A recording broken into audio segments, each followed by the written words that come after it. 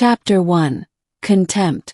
Commander Veyra's claws flexed against the polished metal of her command console as she glared at the newest addition to her crew. Human. The word alone made her scales itch.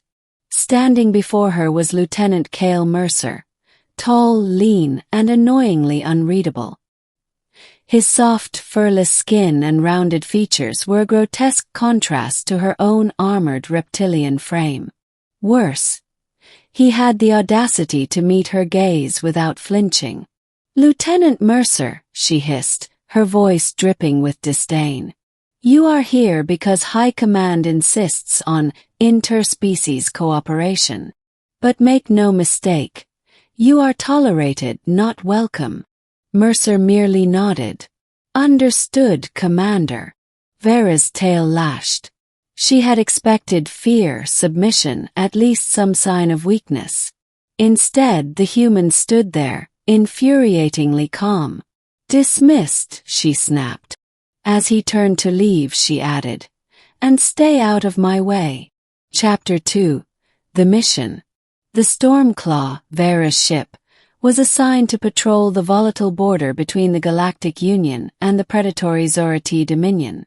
For cycles, Veyra had kept her crew sharp, her ship flawless.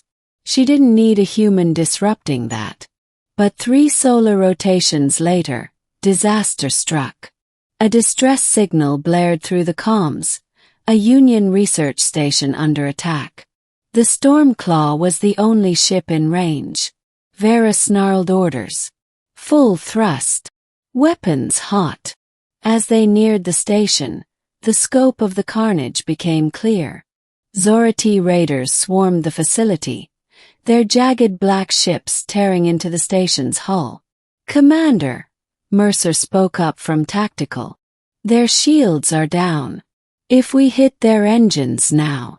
"I know how to fight, human," Veyra snapped. She ordered a barrage, but the Zorathi were faster. A plasma torpedo streaked toward them. "Brace!" The impact rocked the ship. Alarms wailed.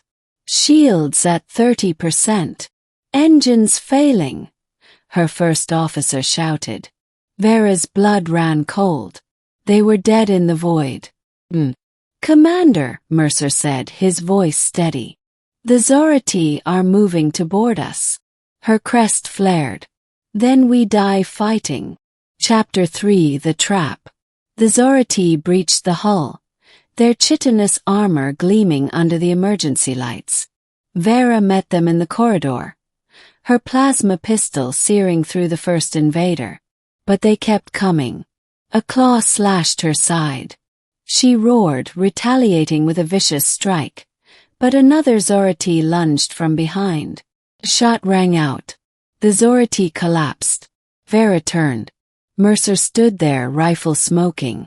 "I told you to stay out of my way," she growled, even as blood seeped from her wound. "Sorry, Commander. Bad habit." The Zorathi regrouped, hissing. Mercer tossed her a spare pistol. "Cover me," he said, then sprinted toward them. Veyra snarled but obeyed, laying down suppressing fire. Mercer moved like a specter, dodging claws, planting small devices on the walls. Then he hit a detonator. The corridor exploded in a controlled burst, crushing the Zorathi under collapsing bulkheads. Mercer staggered back, coughing. "That should hold them." Veyra stared. No sane warrior would have charged like that. Yet it had worked. Chapter 4. The Truth. With the Zorathi temporarily stalled, Mercer helped her limp to engineering. "Why?" she demanded. "You could have fled." Mercer didn't look at her. "Not my style," she scoffed. "Humans. Sentimental fools." He finally met her gaze. "Maybe. But we're also stubborn." Proximity alert blared. More Zorathi ships incoming. "We can't fight them all," Veyra admitted, her pride burning. Mercer exhaled. "Then we don't. We trap them."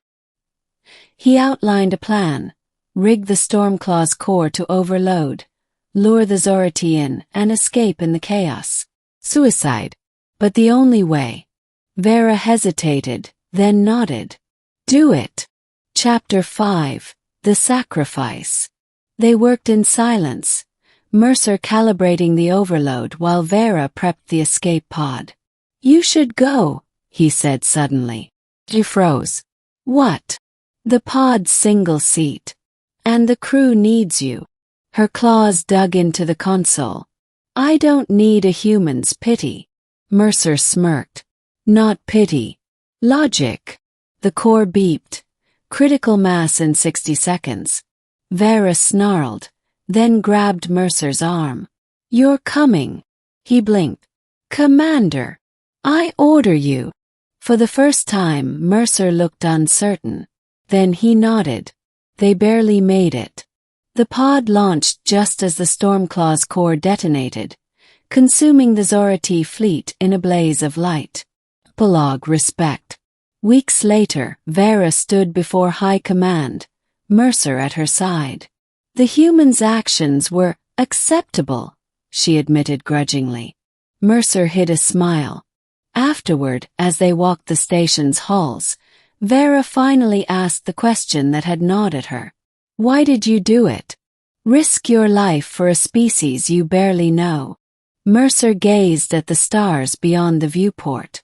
Because life's worth saving, no matter what it looks like. Veyra studied him. His scars, his calm defiance, his stubborn, illogical humanity. And for the first time, she didn't hate it. Epilogue. Respect. The medical bay hummed softly as Veyra's wounds were sealed, the nanite gel knitting her scales back together. She flexed her claws, testing the healed flesh, when the door slid open. Mercer stood there, his left arm in a sling, a fresh scar running from his temple to his jaw. He looked exhausted but alive. Veyra's first instinct was to snap at him, to remind him that her quarters were off limits. But the words died in her throat. Instead, she gestured to the seat beside her. Mercer hesitated, then sat. Silence stretched between them, thick with unspoken things. Finally Veyra spoke. You disobeyed orders. Mercer exhaled, almost a laugh. Yeah, I do that a lot. You should have died. So should you. She turned her gaze to him fully, studying the human's face. The way his dark eyes held no fear, only quiet defiance. The way his mouth quirked, as if he found some private joke in all of this. Why? She asked again, the question that had burned in her mind since the explosion. You could have left me. You could have saved yourself. Mercer was silent for a long moment. Then, slowly, he reached into his pocket and placed something on the medbay table. A small, dented insignia, the mark of a Zorathi hunter. Veyra's breath caught. I've seen what they do, Mercer said, his voice low. I've seen the colonies they've wiped out, the people they've taken. His fingers curled around the insignia. You fight them. You don't back down. That's rare. Veyra stared at him. All this time, she had assumed his bravery was ignorance, his loyalty blind obedience. But it wasn't. It was choice. She reached out, claws retracted, and placed her hand over his.